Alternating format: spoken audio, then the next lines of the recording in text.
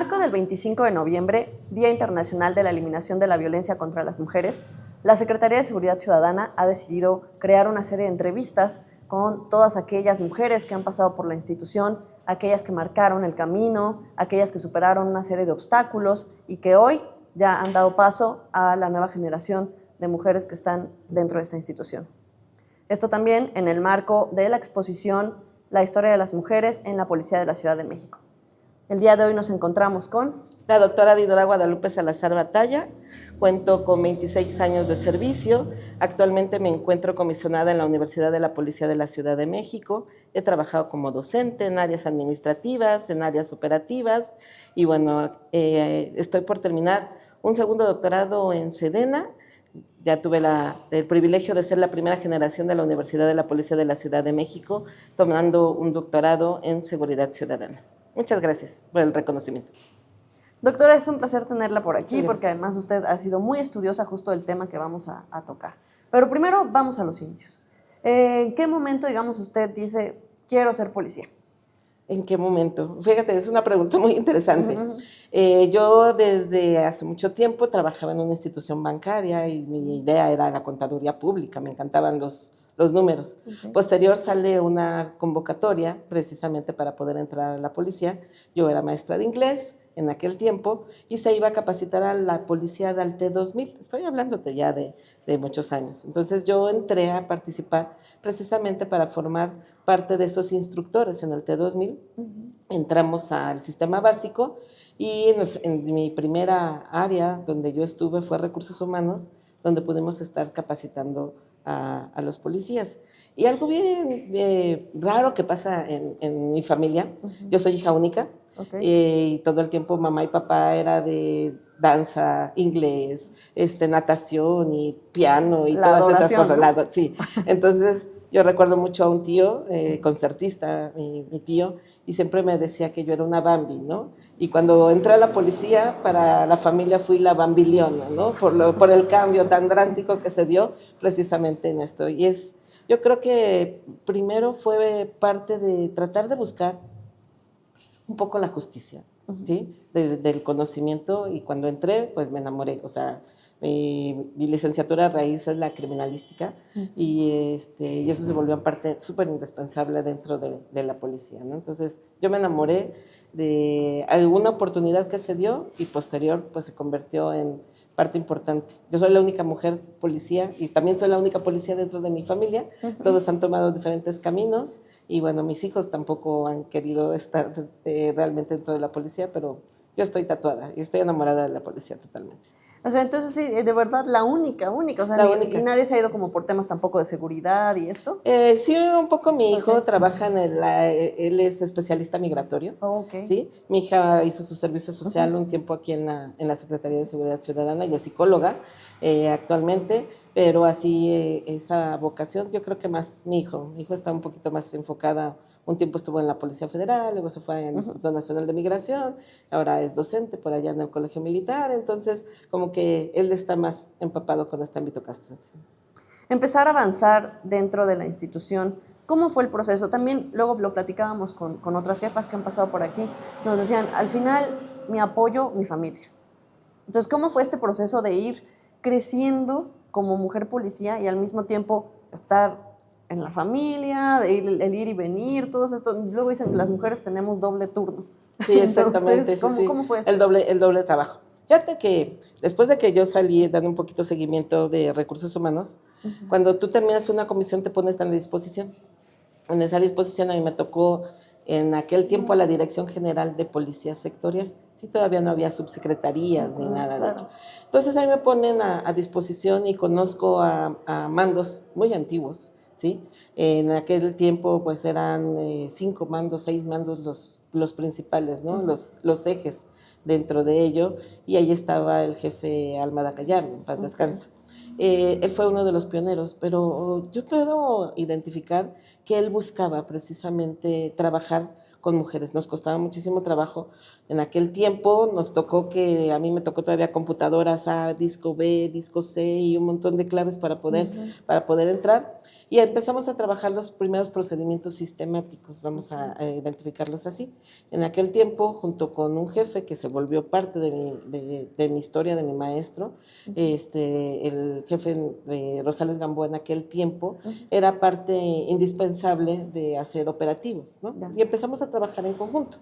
Puros hombres, estaba la jefa Esperanza Galicia.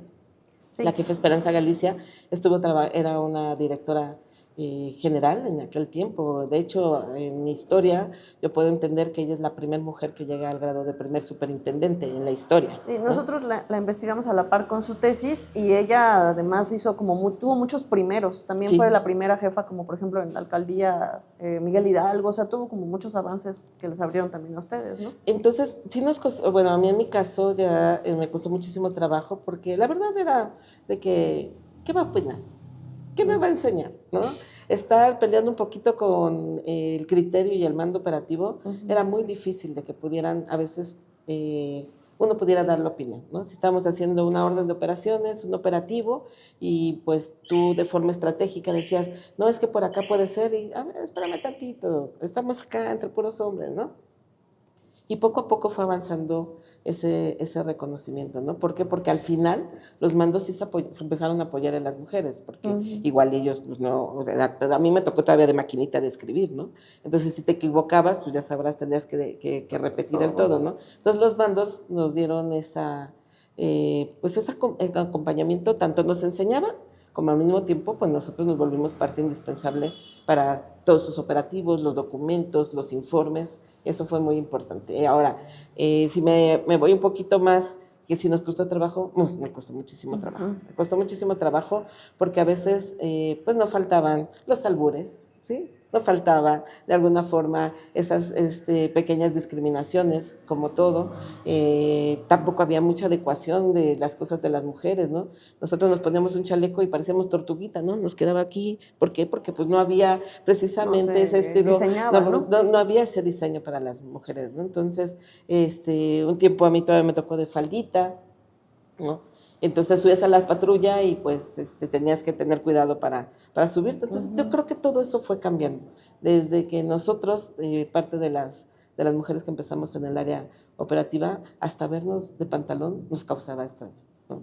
Extrañez por lo mismo de las cosas masculinizadas dentro de la Secretaría de Seguridad Ciudadana, ¿no? El lenguaje totalmente un lenguaje para hombres, nada que ver con los grados que ahora tenemos de inspector, inspectora, ¿no? O sea, ya hubo ese lenguaje inclusivo, ¿no?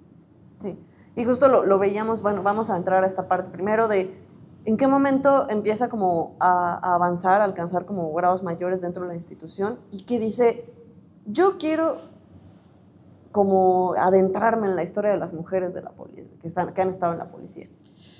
¿Cómo llega a ese punto? ¿Cómo llegó ese momento? Pues mira, después de esta etapa que yo estuve en la Dirección General de Policía Sectorial, me toca irme a una subsecretaría, después me ponen a disposición, me toca ser pionera del Estado Mayor Policial, nos tocó formar el Estado Mayor Policial, en el cual ahí se empezaban a evaluar a las mujeres. Tuvimos una primera generación donde se evaluaron a las mujeres que tuvieran cierta profesionalización y fueron la mayoría las que se formaron como mando, ¿no? Tenemos a la jefa Cristina, tenemos a la jefa Mabel, tenemos a la jefa Itzania, Karen, varias que fuimos formando ese pequeño grupo. ¿En qué momento cambio y me voy al estudio, después de estar en área administrativa y operativa, de aprender a hacer protocolos, de aprender a hacer, junto con un jefe, yo hice más de 15,000 órdenes de operaciones durante el tiempo que estuve diseñando operativos? Pasa un efecto que coincide que entra la pandemia, ¿no?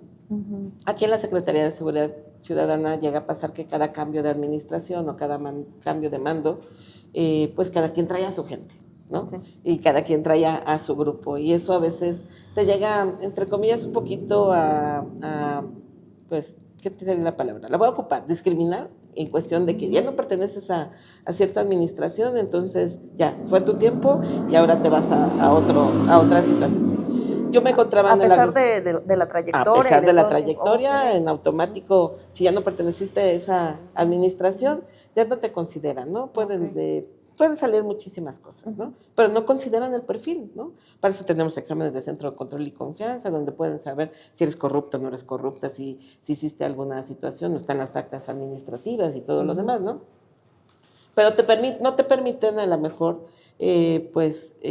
acercarte para poder competir, ¿no? Es algo que yo hablo muchísimo en mi tesis, ¿no? O sea, no se da esa apertura de competir para ocupar esos cargos que, pues, tú quisieras. A mí me preguntas, ¿tú quieres ocupar un cargo? Yo les diría sí, ¿no? Por todo lo que sé, por todo lo que yo he entrado. Entonces, cuando se da ese movimiento, surge la pandemia y yo me acerco, en ese tiempo estaba el jefe Harfuch, me acerco a un exmando, a un exsecretario, el doctor Manuel Mondragón, y en ese momento pues se da toda la transición.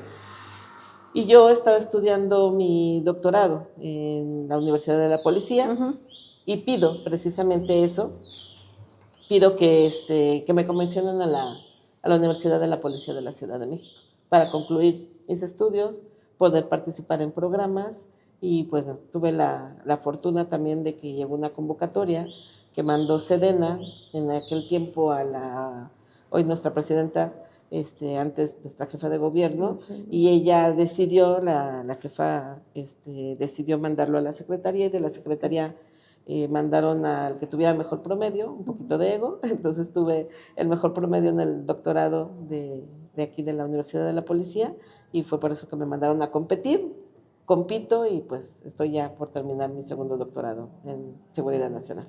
Qué gusto. Pero además, esta parte de la historia, usted la vivió, o sea, tanto hace la investigación, por ejemplo, obviamente de la parte de los 30, de los 50, que es hasta los 50 que retoman un poco como... Pero a partir que 80 por ahí usted ya empezó a vivir todo esto, ¿no? Sí, ya me tocó a partir de los 80. Fíjate que yo me acuerdo muchísimo, nunca se me va a olvidar. Lástima que en aquel tiempo no había tantas redes sociales como ahorita, como ¿no? Ahora. Y tanto que se pudiera guardar la documentación. Pero yo me acuerdo que había una persona, y voy a rescatar un parte de su historia, que se llamaba Maruchita. Maruchita, ella se ponía a platicarnos. Era una señora en aquel tiempo de 60 años. Y Maruchita trabajó la inteligencia, ¿no? La investigación y la inteligencia. Estamos hablando que en los años 60, 70 empezaron los primeros grupos de mujeres que se dedicaban precisamente a poder investigar, ¿sí? Y ella estaba ahí en el 8º piso y pues había un baño común. Yo siempre me la encontraba porque era una persona ya grande y te ponía a platicar, tenía unos ojos azules sorprendentes. Y ella comentaba que en aquel tiempo escogieron a ciertas mujeres para poder sacar información a los grupos delictivos. Entonces iban al Salón Los Ángeles, iban al Salón California y pues aprovechaban parte de su personalidad de las mujeres y se acercaban con estas personas, ¿no? Y sacaban información. Y Maruchita comentaba, porque ella nada más tuvo una hija, y su hija se metió de monja, me acuerdo perfectamente, y ella vivía por la colonia Guerrero, y ella comentaba que eran 22 mujeres nada más, y que hubo un error de una mujer, y fue cuando las metieron todas al área secretarial, ¿no? Entonces, esto que podemos nosotros identificar se siguió repitiendo para los años 80, para los años 90, pues casi las mayorías de las actividades, que fue con lo que empecé a platicar contigo, pues todos eran en el ámbito secretarial, ¿no? Era el apoyo, ¿no? El mando al frente y atrás la mujer, ¿no? Igual que las típicas refranes, ¿no? Detrás de un gran hombre hay una gran mujer, ¿no? Así pasaba aquí, como que detrás de un gran jefe, atrás hay una excelente secretaria, ¿no? Entonces, no se reconocía el trabajo también de las mujeres, ¿no? Tuve la oportunidad de debatir, porque sí me tocó debatir, poder enseñar, y mi mando en aquel tiempo, pues se vinculó muchísimo, mucha confianza, porque sabía que me gustaba trabajar y hacer bien las cosas.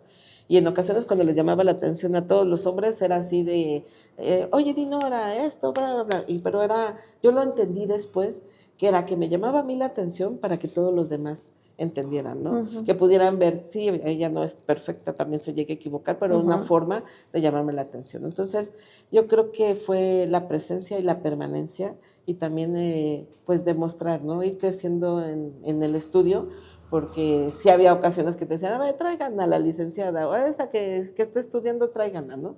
Y y así eran los comentarios, pero yo creo que nos dimos presencia a las mujeres en la mayoría en el estudio. Fue muy importante. Jefa, adentrándonos un poco en esta primera tesis de doctorado, ¿qué pasa en 1929, que es cuando se hace la convocatoria? En el 30 ya se forma el grupo, el primer grupo de la Policía Femenil, y en 32 como que medio que las disuelven o no, pero ¿qué pasa en esa época? ¿Qué pasa después con las mujeres? Porque de ahí tenemos un lapso hasta 1956 que las reagrupan y solo son 25. Es un lapso fuerte de tiempo, o sea, ¿qué pasó ahí? Nosotros encontramos, por ejemplo, que algunas eran celadoras en el 41, datitos como, pero muy como dispersos. Muy esporádico. Exacto. Ahora sí que cuentan las historias porque no hay mucho por escrito, que cuando entró el primer grupo precisamente de mujeres policías se encargaban de parques y jardines. En aquel tiempo era de que se iban de pinta, ¿no? Entonces era su labor, ¿no? Que pudieran estar vigilando de que no se fueran de pinta a los niños, ellos que a los niños, ¿no? Cuentan esas historias que hubo una llamada de atención hacia un jovencito y el jovencito era hijo de un alto funcionario y entonces fue cuando otra vez volvieron a decir, a ver, las mujeres que estaban ahí cuidando parques y jardines van para adentro, ¿no? Se empiezan a crear esas pequeñas áreas secretariales, ¿sí? Empiezan a entrar las áreas de como unidad de control, que ahora son unidad de control administrativo, y necesitaban que hubiera gente que archivara, que escribiera, que hiciera documentación, y pues si te has de acordar, en aquellos tiempos una de las carreras más importantes que había de las mujeres, pues nada más era taquimecanografía y mecanografía, claro, porque las preparaban pues para ser secretarias, ¿no? Entonces ese mismo efecto pasa en la policía de la Ciudad de México, de lo que yo pude rescatar con la entrevista. Me queda muy claro la que tuve la oportunidad de conocer a Chuyi, y que le decían de cariño así también. Entonces yo creo que fue eso, que empezaron a relegar a las mujeres por ciertos errores que pudo haber pasado y no le dieron la oportunidad de ese crecimiento. Coincide, creo que nada más para el año de 1974 es cuando vuelven a formar el grupo de mujeres, y eso porque teníamos el primer Congreso Internacional de Derechos Humanos, que se da la participación de las mujeres. Ellas lo cuidan, ¿no? Ellas lo cubren, ellas lo cuidan, porque pedían precisamente presencia de mujeres, ¿no? Entonces ahí ves a este grupo nuevamente de mujeres, ya con bombín, otra vez con sus falditas, iban a la calle, pero estaban cubriendo eventos, hacían de decanes. Ahora ya las sacamos de ser secretarias, ahora vamos a llevarnos las de decanes, ¿no? Entonces es ahí donde yo veo, por parte de lo que pude encontrar de historia, que las vuelven a representar.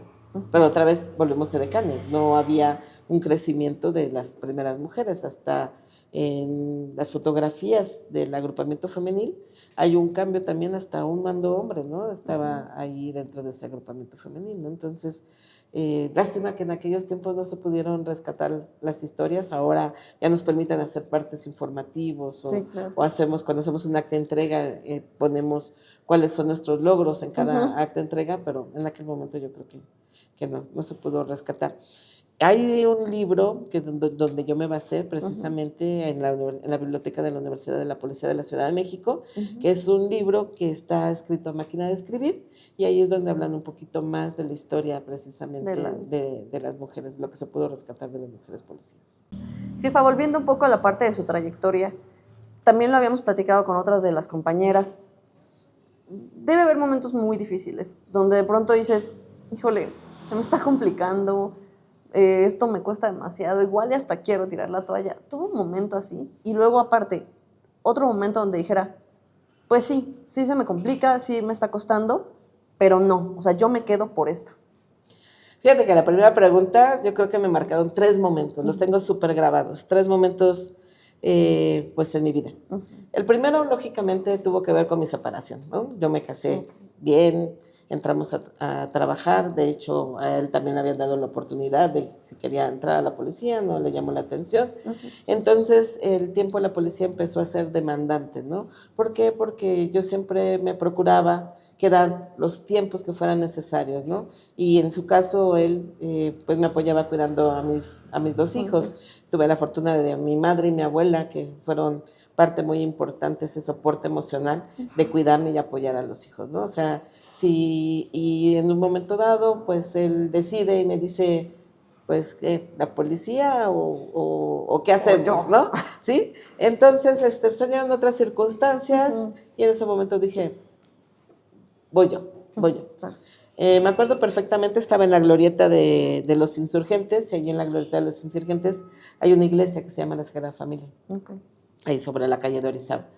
Y me acuerdo que cuando decidimos separarnos, a la fecha yo nunca le metí ni pensión alimenticia ni nada. Ujú. Yo me acerqué a Dios y lo único que le pedí fue, permíteme estar sana para sacar a mis hijos adelante, ¿no? Fue lo único que le pedí. Mis hijos estaban chiquitos, mi hijo tenía 3 años y mi hija tenía 8 años, ¿no? Ujú. Entonces dije yo en ese momento, con el apoyo de mi madre y con el apoyo de mi papá, todavía vive mi padre, y de mi abuela, dije, vamos a sacar adelante, ¿no? Entonces ahí fue una toma de decisión muy importante para mí y me aboqué totalmente a la secretaría. Era de las que me iba a la 1 de la mañana, 2 de la mañana, me quedaba a dormir en el suelo, cuando había mucho trabajo, porque teníamos que hacer las tarjetas del mando y eso era muy complicado, ¿no? O sea, hacer una tarjeta de un mando no es cualquier cosa, cualquier error es una responsabilidad.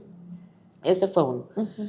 Ya cuando yo ya tenía mi primer cargo, porque yo vengo desde abajo, yo no me salté ningún cargo, jefatura departamental, subdirección, dirección Sí, claro. ejecutiva, ningún carguito me Ujú. salté, ¿no? Así que no fue de dedazo, ¿no? Fue de carrera, De ir de ir creciendo, creciendo. sí. Hubo una vez que en ese tiempo yo era directora ejecutiva, ya me encontraba yo en la dirección ejecutiva y mi mando era súper demandante en toda la información y yo vivía en la secretaría y en el 11º Ujú. piso me tocaron los 2 terremotos espantosos, pero ahí me tocaron los 2 terremotos. Okay. Y en esa ocasión mi padre estaba muy enfermo. Ujú. Y me habla mi tía, yo lo fui a ver un sábado a mi padre acá por Zaragoza y le pregunté, papi, ¿cómo te sientes? ¿Cómo vas? Me dijo, ya sácame de aquí porque no me siento bien. Yo lo dejé bien, lo dejé tranquilo. Y eso fue un sábado, el domingo lo fui a ver y fui de entrada por salida. Y el lunes, como a las 6 de la mañana, me habla mi tía y me dice, hija, tu papi se puso muy malito, necesito que vengas. Y en ese momento yo le aviso a mi mando porque me tocaba llevar los informes a jefatura de gobierno para que el mando pudiera, todos los sucesos que pasaban se hacían unos cuadernillos, ¿no? Tenían que estar bien redactados con la información Claro. para que pudieran informar a la jefatura de gobierno. Y en ese momento le hablo yo a mi jefe y le digo, jefe, voy a mandar las cosas con otra persona porque mi padre está muy mal. Y su primera respuesta fue, me dice, ¿tú eres médico? ¿Tú lo vas a cuidar? Le dije, no, jefe, voy para allá. Entonces me voy a jefatura de gobierno a llevar toda la información, me vuelve a hablar mi tía y me dice, hija, le acaba de dar un segundo infarto a tu papi. Me dice, necesitamos que ya estés aquí.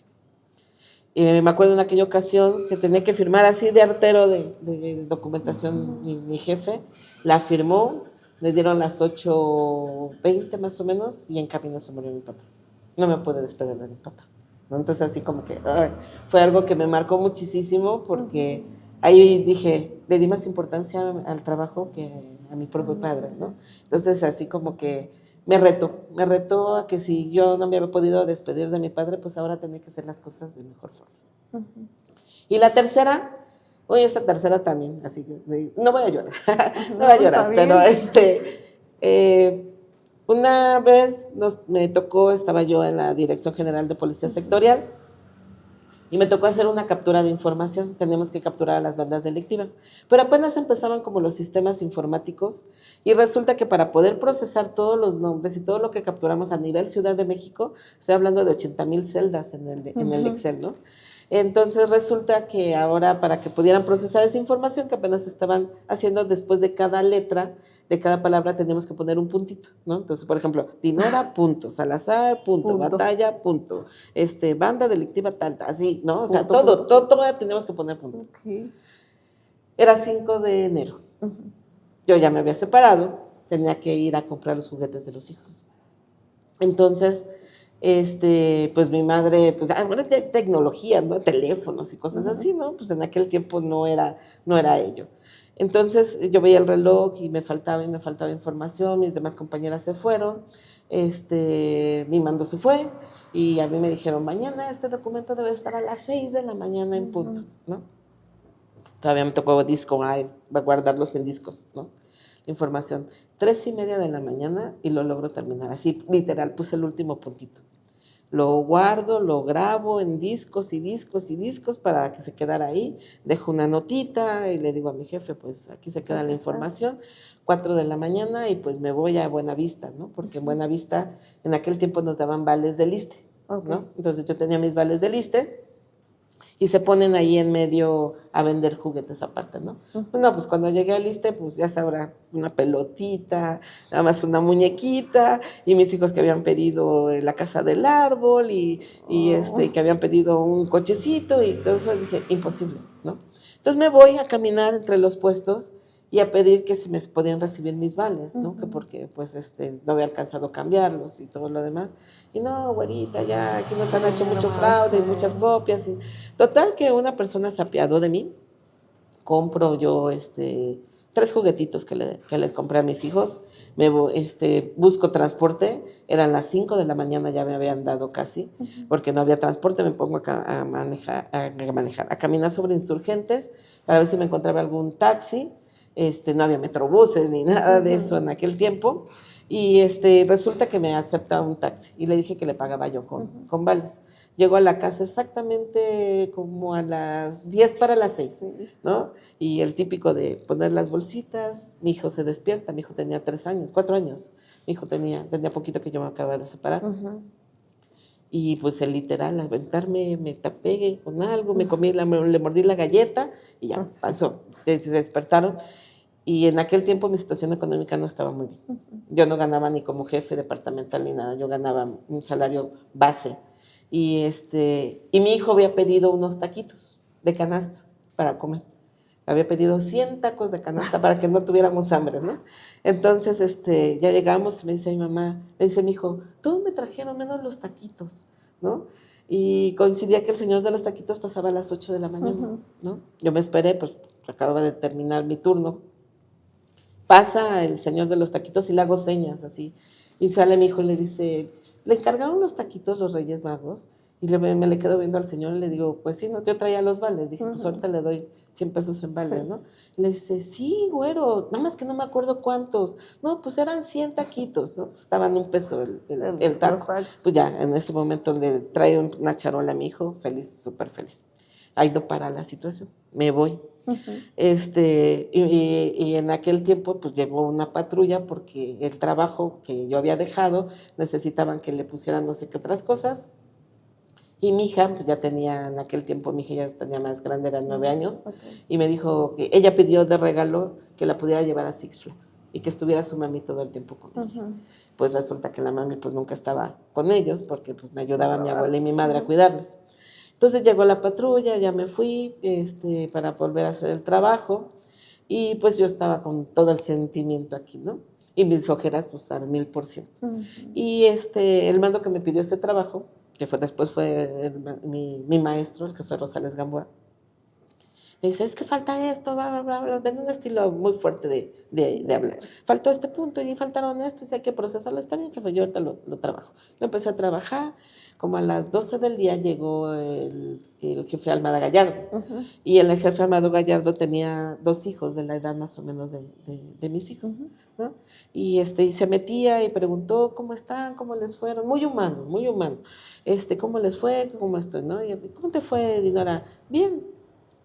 Pero era muy inteligente y vio pues que yo había llorado, se me marcó todo esto de rojo, mis ojeras totalmente desveladas porque no había dormido, lo notó. Me dice, ven tantito, por favor. Ya me metí a su oficina. Me dice, ¿qué pasó? Y le digo, nada, jefe. ¿Qué te pasó? Pues ya le conté, ¿no? Le digo, pues es que no tuve problemas para comprar juguetes y todo eso. Y en aquel tiempo le mandó a llamar al jefe Rosales. Y le dice, ¿sí sabes lo que le pasó a esta niña? Y le dice, no, jefe, no le dejaste ni una patrulla, no le dejaste para que la apoyaran, tuvo problemas por esto, y ya todavía la traes cuando a sus hijos le pasó esto. Yo le conté todo al jefe, ¿no? Y agarra y le dice, no, jefe, pues, no, te me quedas arrestado. Y lo arrestaron al jefe. Ya terminó eran como las 2:30 de la tarde. Nunca se me va a olvidar ese día también, de momentos bonitos. Pues yo ya con mi tristeza y todo eso, ya dieron las 3 de la tarde, y pues yo ya me iba. En ocasiones me llevaba una patrulla, a veces cuando salíamos esta noche nos dejamos. Y me manda a llamar el jefe Armada Gallardo. Y veía yo que llegaron los mandos, y que llegaron ahí los mandos, y pues ya sabes, rosca de reyes, esto y el otro. Y veo una mesa llena de muchos carritos de Hot Wheels. Mi hijo había pedido carritos de Hot Wheels. Había unas muñequitas de Lollipop o algo así, la casita de árbol, muchísimas otras cosas que yo vi. Y me dijo mi teniente, en ese tiempo era teniente coronel Almada Gallardo, me dijo, esos juguetes son para tus hijos. Y una pizza de este tamaño. Y una rosca de este tamaño. Y unos pases de Six Flags. ¿Y qué hice? Pues llegué a mi casa, mis hijos le dijeron, La sorpresa. la secretaria nos quiere. Ese fue un momento bonito. Sí. Yo cuando se los conté a mis hijos lo valoraron mucho. Y entendieron por qué su mami estaba en la secretaría. Oiga, pero además una familia súper bonita, porque desde que usted cuenta los inicios, ¿cómo era usted la princesa? Sí, la Barbie. claro, la Barbie. Ajá. Ay, gracias. Sí, y luego ellos la apoyan con todo esto de ser, aunque era la Barbie, la apoyan para ser No, policía. yo a mis hijos los adoro, los amo. Aman mi profesión, la quieren mucho. Una prueba de ello fue mi hijo cuando se graduó de su licenciatura. Eso sí, todo lo que cuando yo empecé a tener cargo, yo dije, a mis hijos no les va a pasar estas situaciones, ¿no? Sí. Y mi dinero se fue a invertirlos en escuelas particulares. Mis 2 hijos estudiaron en escuelas particulares. Y yo con mi hijo estudió en la Universidad Marista y cuando se graduó en su licenciatura en Derecho, él es abogado, mi hija es psicóloga, y mi hijo me dijo, mami, ¿te puedo pedir un favor? Cuando fue su graduación, le dije, sí. Me dice, ¿puedes ir vestida de policía? ¿Puedes ir uniformada? Le digo, sí. Y ahí tengo la foto, mi hijo graduándose y súper orgulloso de su madre. Igual mi hija, nada más que mi hija su afecto lo demuestra de otra forma, siempre me ha valorado muchísimo. Me reconoce todos los días, ahora que de su profesión siempre me pregunta, ¿necesitas algo? ¿Estás bien? ¿Necesitas algún otro apoyo? Y eso cuando estaba en áreas administrativas. Pero en áreas operativas, mis 2 hijos era una locura, porque 2 de la mañana, 3 de la mañana que no llegaba, para ellos era una preocupación enorme, ¿no? Ya cuando empezaron los celulares, pues el mensajito de me voy a quedar o cosas así, pero la primera vez que pasé una Navidad, si tú te metes a mi Facebook, vas a ver todas las fiestas de diciembre uniformada, porque eran 3 minutos para las 2 y yo ya llegaba uniformada, sí, para el Año Nuevo y todo el tiempo. El Año Nuevo los llevaba en Reforma, en un restaurantito, y ahí estaba mi familia, mientras yo estaba en área operativa o en puesto de mando o en algún lado. Y la primera vez que yo pasé Año Nuevo, que me quitaron de cargo, que ya no tuve cargos, su brindis tanto de mis 2 hijos fue en ese estilo, que agradecían que pudieran estar con su madre, porque todos los años sufrían mucho cuando yo estaba en la calle, ¿no? Y sí marca muchísimo eso, porque es una realidad lo que vivimos las mujeres, porque es el doble trabajo, como bien lo identificaste hace rato, ¿no? Es llegar a casa, estar en casa, estar preocupándonos por la comida, pero los hijos también se preocupan de que no nos vaya a pasar nada, de que estén preocupadas que si llegamos o no llegamos, de los enfrentamientos que se pueda dar, ¿no? Entonces, los hijos descansan a veces cuando saben que su mamá están juntas en áreas operativas, pero sí es una problemática para ellos también. Es muy difícil. Y las mamás también. Y sobre todo porque en la institución hay muchas mamás. Eso igual la gente no lo conoce bien, ¿no? Pero sí hay muchas mamás en la secretaría. Sí, hay muchísimas mamás y todo ha pasado. Yo cuando fui mando, apoyaba mucho a mis compañeras que sus hijos tienen síndrome de Down, porque desgraciadamente a veces hay instituciones que como tienen un ingreso, no les dan todo el apoyo, ¿no? No deben de tener ningún ingreso, ¿no? Entonces aquí a través de la montada, y a veces se iban los sábados y domingos, a mis compañeras yo las las procuraba que trabajaran sábados y domingos y días festivos, y ya toda la semana pues se quedaban realmente a cuidar a sus hijos. Y puedo nombrar muchísimos casos de varias compañeras que a la fecha ese compañerismo se convierte en amistad. Apenas hace poquito que fue mi cumpleaños, una de ellas, Suni, fue y me abrazó con un cariño y un amor, reconociendo cómo nos apoyamos, ¿no? Y eso yo creo que es ser sororas, ¿no? O sea, yo a Itzania, a Karen, a todas ellas nos vemos y es un aprecio, un amor. Y yo una vez se lo dije a Itzania, ¿no? Ella siempre me reconoce, ¿no? Es mi maestra. Sí. Y yo siempre se lo he dicho, le dije, pero también acuérdate que el alumno supera al maestro, ¿no? Y ahora viene un reconocimiento inverso también por todo lo que hizo Itzania, ¿no? Justo eso, doctora. Itzania nos decía algo que yo lo quería retomar con usted, que usted luego venía de días pesados, de estar ahí con los mandos masculinos, que de pronto con los gritos y muy intensos, pero aún así usted llegaba y tranquila con ellas. Sí. Y que eso ella lo agradecía muchísimo. O sea, nada de que se desquitaba o algo así. Y pues luego nosotros escuchamos este discurso de es que la peor enemiga de una mujer es otra mujer. En ocasiones, yo creo que tiene que ver muchísimo los valores, ¿no? Con los que te forman. Y efectivamente, lo que refiere a Itzania, pues a ella les tocó, pues la sala de juntas no estaba tan lejos de toda el área administrativa ni del área operativa, de nuestro puesto de mando que teníamos ahí, nuestra base de radio. Y sí, efectivamente, en aquel tiempo mi jefe era de explosivo, ¿no? Y ya lo comenté hace ratito, era que también para que me regañaban a mí para que todos los demás escucharan. Sí, esa forma. Y entonces sí, no puedo decirte que eran, ay, por favor, no hagas esto. No, y bueno, el sonsonete que te puedo dar en muchísimos tonos musicales, pero no los voy a tocar en esta ocasión. Y yo creo que era muy importante que supieras respetar a tu equipo de trabajo, ¿sí? Porque al final ellos no tenían la culpa de que a lo mejor el mando estaba enojado, la presión, o sea, también estar en ese tipo de puestos es una presión operativa muy importante, ¿no?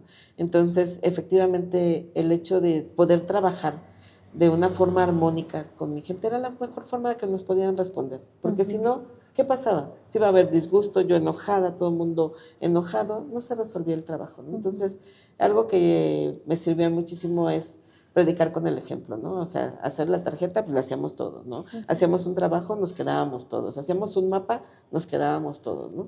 Y ya venían unas pequeñas compensaciones porque, por ejemplo, a mí nunca me dejaron ir a los festivales de mis hijos, ¿no? 10 de mayo o cosas así, nunca me dejaron ir a los festivales, ¿no?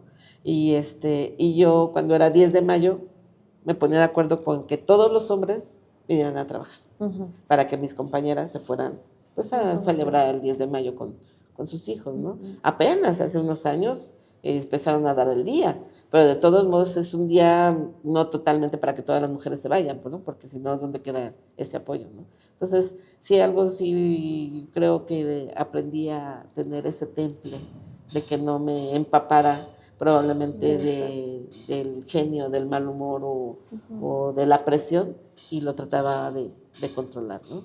Fue muy importante para mí. Dentro de su amplia trayectoria, debe de haber también momentos como profesionales que diga, me encantó, estoy orgullosa de este momento, lo hice muy bien. Sí, claro. ¿Alguno que quiera compartir? Sí, fíjate que la primera vez que me mandaron al área operativa ya como directora, estuve de regional en Azcapotzalco. Azcapotzalco, una de las zonas súper difíciles. Estoy hablándote de Unidad del Rosario, la Unidad Habitacional Dos Leones. Es muy complicado Azcapotzalco. Entonces, yo estudié la licenciatura en criminalística, ¿no? Me tocó ser parte de la capacitación y de la formación del nuevo sistema penal acusatorio. Okay. Entonces, en aquel tiempo, mi maestría se enfocó a hacer un manual práctico para el policía. ¿Por qué? Porque pues no teníamos ningún tipo de maletín, ahorita ya tenemos otro tipo de recursos. Y en esa ocasión yo hice un manual práctico donde todos los policías tenían que traer mínimo guantes, cubrebocas y una bolsita y un GIS. Con el GIS podemos hacer maravillas para precisamente preservar el lugar de los hechos. Ahora de investigación, pero en aquel tiempo era de los hechos. Sale una emergencia. Me toca estar atendiendo y cuidando a José José. Okay. Sí, porque allá en la colonia Clavería, pues precisamente hubo un homenaje y ahí se llevó a cabo la develación de su estatua, ¿no? Entonces, yo me tocó cubrirlo, de ahí lo sacábamos y lo íbamos a llevar a un teatro acá por el sector de La Raza, y estábamos ya había entrado el señor, le hicieron un homenaje, y de repente por radio, y me habla por teléfono uno de mis mandos y me dice que acaban de robar una bodega. Las bodegas en La Raza, en la Industrial Vallejo, son enormes, ¿no? Entonces, y que había lesionados y que había habido enfrentamiento, ¿no? Me salgo del evento, me voy, me llego al lugar y efectivamente fue una puesta a disposición muy, muy, muy grande. Teníamos un total de 13 detenidos, teníamos 3 personas que habían perdido la vida, se había recuperado cierto dinero, porque lo que se habían robado en aquel tiempo eran como 6 millones de pesos, ¿sí? Y entonces me pongo a revisar cámaras, o sea, esa intuición tanto que uno tiene, revisar cámaras, empiezo a ver indicios, a seguir puntos claves, encontramos a otra persona que traía dinero, había otros que se habían llevado un dinero, y entonces yo me pongo a investigar, empiezo a hacer todo mi recorrido, doy informe de localización de indicios, y en una esquinita, en un escritorio, había un billete de un triangulito así, de un billete de 50 pesos. ¿No? Dije yo, qué raro, ¿no? Si lo que se llevaron en aquel momento eran como bolsitas, valijas, como era una empresa de abarrotería, surtían a las tiendas de abarrotes y les mandaban el dinero en valijas, y esas valijas estaba dentro el dinero, ¿no? Entonces se supone que lo que se llevaron fueron bolsas de dinero, ¿no? Yo dije, qué raro, un triangulito de 50 pesos, pues esto no está así. Entonces lo jalo, y efectivamente pues estaba otro pedazo ahí de 50 pesos. Entonces yo traía mi Z10 y le digo, fílmame. Es muy importante que en la cadena de custodia no filmemos, o a veces en una puesta de exposición no filmemos a las personas. Es importante que te filmes tú, porque precisamente ahí es tu actuación policial, y conforme esa actuación policial pues tienes unas pruebas de actuaste con legalidad, respecto a los derechos humanos y todo lo demás. Yo le digo a mi Z10, fílmame, por favor. Y empiezo a sacar un cajón, empiezo a sacar otro cajón. Había una responsable que la tenían ahí como probable, la mando llamar, le digo que si ella conocía este espacio, que si había algo aquí. Me dijo, no, aquí ya revisaron y aquí no hay nada. Pero la vi un poco nerviosa y se me vuelve a parar en el escritorio que estaba ahí, ¿no? Le digo, ¿te puedes mover, por favor? Voy a revisar todo lo demás. Pues me encontré armas, me encontré cartuchos que había ahí, porque ellos prestaban servicio a una de seguridad privada. Y otra vez estaba ahí parada, ¿no? Entonces, pues mi intuición y mi profesionalismo les digo, ¿te puedes mover, por favor? La muevo, como jalo el cajón, meto mi mano y pues empiezo a sacar fajillas y fajillas y fajillas y fajillas de dinero. Puse a disposición 4 millones de pesos. En aquel tiempo yo esperaba que me dieran un reconocimiento. No me lo dieron porque los primeros respondientes, la primera patrulla que llevó, se llevó una mochila con dinero, ¿no? Entonces, para mí fue muy importante esa puesta a disposición, porque yo había trabajado en un banco, sabía cómo acomodar ese dinero. Me dice el Ministerio Público, creo que lo único que te faltó fue poner el número de serie de cada uno de los billetes, ¿no? Me tardé 2 días poniendo a disposición municiones, cartuchos, indicios, todo lo que estaba ahí, y el dinero, ¿no? Y pues, pues lógicamente siempre fue la primera pregunta, ¿cómo pusiste a disposición 4 millones de pesos, no? Pues sí, pues que venga el dueño y que reclame, que compruebe y que lo ponga, ¿no? Y a mí me sirvió muchísimo porque fue mi primer juicio oral y fue la primera puesta a disposición que se hizo dentro del Ministerio Público a nivel nacional. Entonces, y yendo a un juicio oral, pues así como que fue la cerecita del pastel, y a mí me encantaba muchísimo esto de la cadena de custodia, la investigación, y trabajé con varios policías de investigación ahí en Azcapotzalco, con el fiscal que también me apoyaba muchísimo. Entonces el área de investigación fue mi máximo top ahí también en las áreas operativas. Que además ahí es demostrar que se puede llevar esta parte tanto operativa como la académica, entonces... Y aparte la honestidad, uno de mis principios, ¿no? La honestidad, ¿no? Sí, efectivamente, ese es nuestro trabajo, ¿no? Yo tenía que poner el dinero a disposición sí o sí, ¿no? Y pues si te llega a pasar en la cabeza, dices, oye, pues 4 millones de pesos, ¿y de qué puede servir? El compañero que se fue con el dinero, me imagino que se debe haber ido con 1 millón. Bueno, ya no le llamamos compañero. Al policía que se fue con el dinero, se debe haber ido como con 1 millón de pesos, ¿no? Pero, ¿de qué le sirvió? Pues Me abandonó, ¿para me qué? abandonó la patrulla, me abandonaron chalecos y todo lo demás, ¿no? Entonces, yo creo que a mí me quedó mucha satisfacción De haber. mi investigación, cómo lo hice, todo lo puesto a disposición y eso fue muy, muy importante para mí. Jefa, con todo este tiempo que ya lleva trabajando, ¿qué avances nota de cuando usted ingresa y va avanzando a la actualidad? Esta policía que, por ejemplo, ahora la jefa de gobierno denomina como la mejor policía de todo México. Sí, yo creo que eso ya es también parte de un seguimiento, no es solamente en este último periodo, en este sexenio, porque ya desde tiempo atrás se habían dado todo ese crecimiento de la policía. Somos una policía muy profesional, somos una policía totalmente preparada. Hubo una vez algún programa de que no todos éramos malos y efectivamente no todos los policías son malos. Yo creo que lo que nos está faltando es reconocer al policía en el ámbito profesional. Y de eso trata mi segunda tesis, que espero un día invitarlos, que es esa desigualdad laboral, cómo se da con esa profesionalización. Efectivamente, la policía es la mejor preparada. ¿Sí?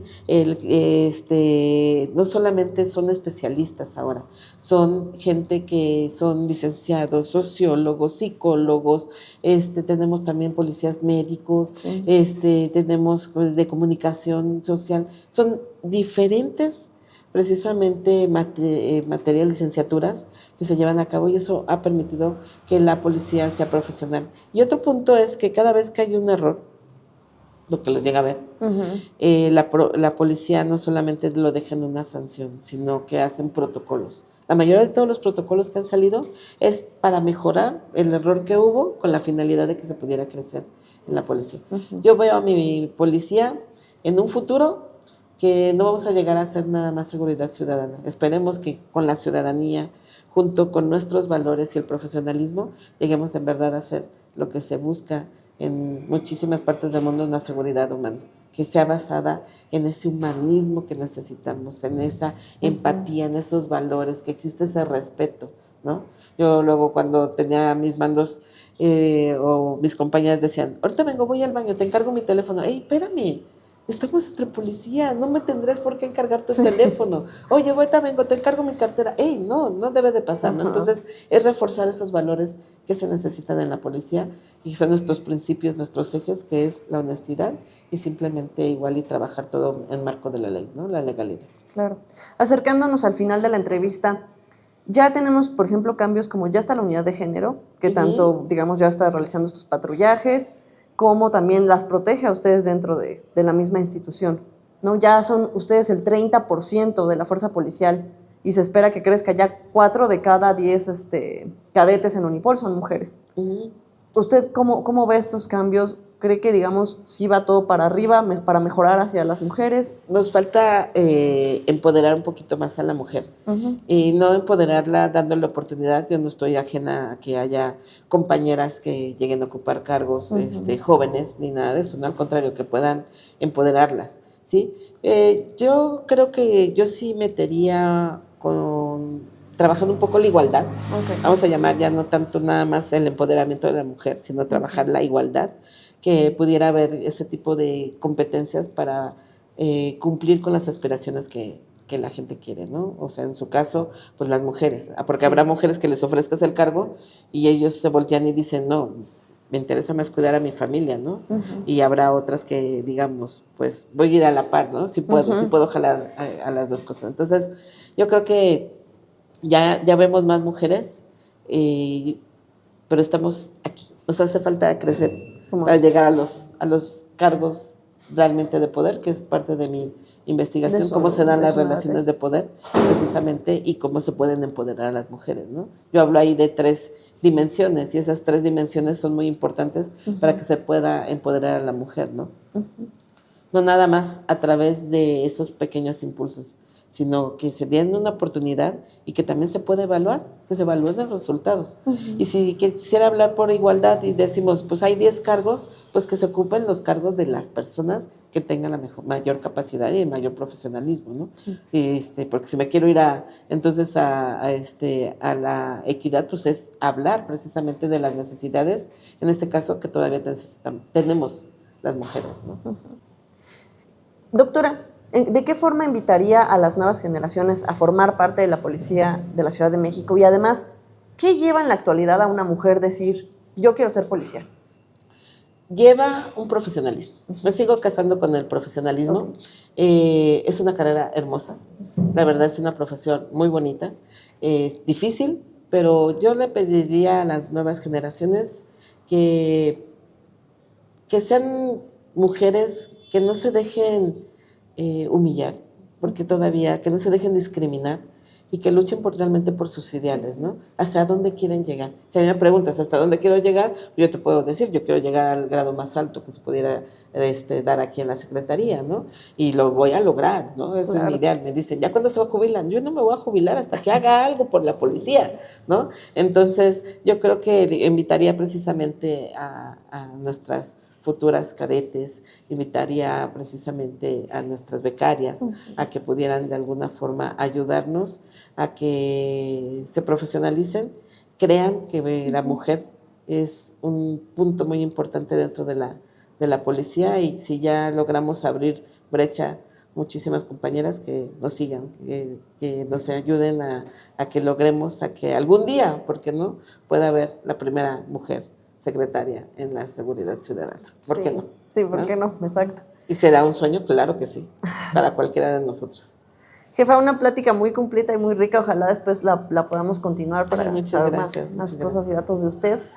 Pero finalmente, algo que quiera compartir con nosotros para finalizar la entrevista. Pues ante todo, pues un agradecimiento por ese reconocimiento que hacia las personas, a todas mis compañeras que pudieron entrevistar, y principalmente el hecho de poderme encontrar con ustedes, de encontrarme aquí, y pues yo pudiera decir que vamos por más. Todavía somos más las mujeres que queremos crecer dentro de la policía, y muchas gracias por ello. Muchas gracias por acompañarnos. Gracias.